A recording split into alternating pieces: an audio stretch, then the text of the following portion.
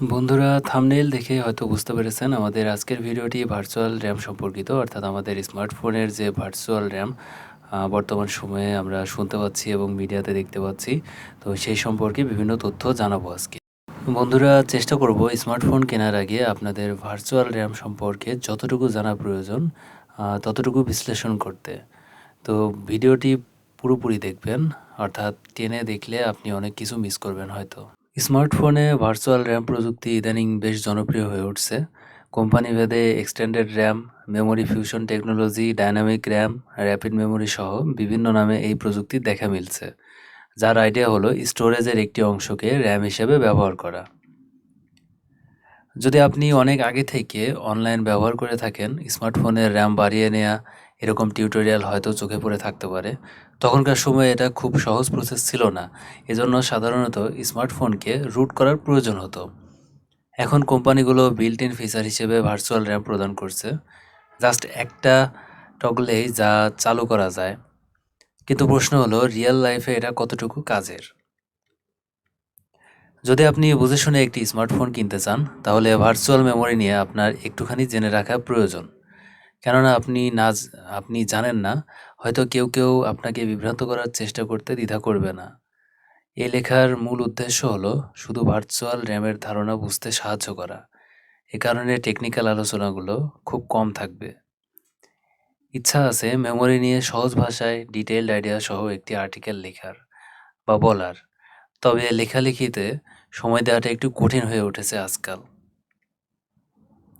Virtual RAM hardware ও সফটওয়্যারের সমন্বিত একটি প্রযুক্তি। এর মূল কনসেপ্ট হলো স্টোরেজের একটি অংশকে র্যামের পরিবর্তে ব্যবহার করা, যাকে ভার্চুয়াল র্যাম বলা হচ্ছে। যখন ফিজিক্যাল র্যামে যথেষ্ট ফাঁকা জায়গা থাকে না, তখন সাময়িকভাবে তুলনামূলক কম প্রয়োজনীয় প্রসেসগুলো ভার্চুয়াল র্যামে স্থানান্তর করা হবে। সিপিইউ এখান থেকে অ্যাড্রেস ট্রান্সলেশন প্রসেসরের মাধ্যমে তথ্য অ্যাক্সেস করতে পারে। আপনার যদি 4 জিবি র্যাম ও 128 জিবি স্টোরেজের একটি ডিভাইস থাকে এবং 4 জিবি স্টোরেজকে ভার্চুয়াল র্যাম হিসেবে সেট করা হয়, তাহলে ইফেক্টিভলি আপনার এখন 4 জিবি দ্রুতগতির ফিজিক্যাল র্যাম, 4 জিবি ধীরগতির ভার্চুয়াল র্যাম এবং 124 জিবি স্টোরেজ থাকবে। ভার্চুয়াল র্যাম ব্যবহার করে কিছু অ্যাডভান্টেজ পাওয়া সম্ভব, বিশেষ করে মাল্টিটাস্কিংয়ের, ব্যাকগ্রাউন্ড অ্যাপ ম্যানেজমেন্টে কিছুটা অ্যাডভান্টেজ দিতে পারে।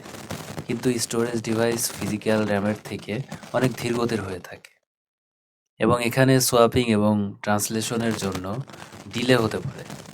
সর্বোপরি এটা ফিজিক্যাল র্যামের রিপ্লেসমেন্ট না, যে কারণে 3 জিবি র্যামের ফোনে যখন অ্যান্ড্রয়েড ফুল ভার্সন ব্যবহার করা হয়ে থাকে, 2 GB physical plus 2 GB virtual RAM মিলে 4 জিবি র্যামের ফোনে দেখা যায় অ্যান্ড্রয়েডের লাইটওয়েট গো ভার্সন। অর্থাৎ এই ভার্চুয়াল র্যামের ক্যাপাবিলিটি মোটেও আসল র্যামের মতো নয়। অ্যান্ড্রয়েডের জন্য একটু নতুন হলেও লিনাক্স সিস্টেমে সোয়াপ মেমোরি নামে ভার্চুয়ালি র্যামের ব্যবহার অনেক আগে থেকেই জনপ্রিয়। আমার অভিজ্ঞতা থেকে বলি, যখন আমি 2 জিবি র্যামের ডেস্কটপ ব্যবহার করতাম, এর সাথে আর 2 জিবি সোয়াপ ব্যবহার করাটা পারফরমেন্সে আসলে লক্ষণীয় পরিবর্তন আনত। বিশেষ করে ল্যাগ ও হ্যাং হওয়ার প্রবণতা চোখে পড়ার মতো কমে যেত। অধিকতর র্যাম যেমন 8 জিবির ওপরে থাকলে এর প্রভাব ওভাবে দৃশ্যমান না। যত বেশি র্যাম থাকবে ভার্চুয়াল র্যামের প্রভাব তত কম দৃশ্যমান হবে। তো ভার্চুয়াল র্যাম একদমই কাজের না তা নয়, তবে মার্কেটিংয়ের গিমিকে যে এর অন্যতম উদ্দেশ্য বলা তা বাহুল্য। এজন্য স্মার্টফোন কেনার ক্ষেত্রে ভার্চুয়াল র্যামের পরিবর্তে ফিজিক্যাল র্যামই বিবেচনা করা উচিত। আর স্মার্টফোন কোম্পানিগুলোর প্রতি অনুরোধ থাকবে, ভার্চুয়াল র্যাম ফিচার প্রদান করা সমস্যা নয়, তবে এর মার্কেটিং যেন মিসলিডিং না হয়। 4 জিবি র্যামের ফোনকে 8 জিবি বলে যেন চালানোর চেষ্টা না করা হয়। তো বন্ধুরা, এই ছিল আমাদের আজকের ভিডিও। পরবর্তীতে আরও নতুন নতুন তথ্য ও প্রযুক্তিমূলক ভিডিও নিয়ে হাজির হব।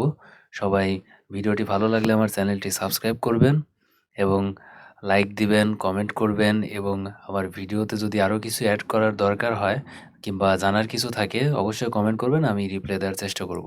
সবাই ভালো থাকবেন, সুস্থ থাকবেন।